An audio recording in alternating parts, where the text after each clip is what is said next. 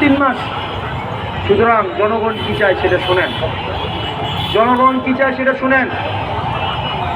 বিরোধী দলকে দমন এবং নিপীড়নের যে আওয়ামী পন্থা আপনারা বেছে নিয়েছেন, এই পন্থা কাজ করবে না। এবং গণভোট আপনারা 70% জনগণের বিরুদ্ধে আপনারা গিয়েছেন। আপনারা মনে করেন জনগণ বোকা, আপনাদের দলের মানুষ ফ্রাস্ট্রেটেড আপনাদের উপরে। আপনাদের দলের মানুষরা আমাদের কাছে এসে আমাদের কাছে এসে দুঃখ করে যে কার জন্য পরিশ্রম করে।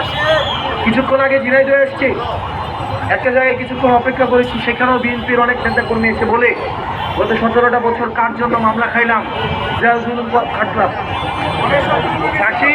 ফাঁসির আসামি ছিলেন বিএনপির এক নেতা, উনি এসে বলে এই দলটাকে দিকে যখন তাকাই মনে হয় না এই দলটার জন্য আমরা 17 বছর জুলুম করেছি, খেটেছি। এই দলটার দিকে তাকালে মনে হয় না, এই দলটা মনে হয় অনেকটা আওয়ামী লীগের পোশাক পরে এই দলটা এখন পরিচালিত হচ্ছে। সুতরাং বিএনপি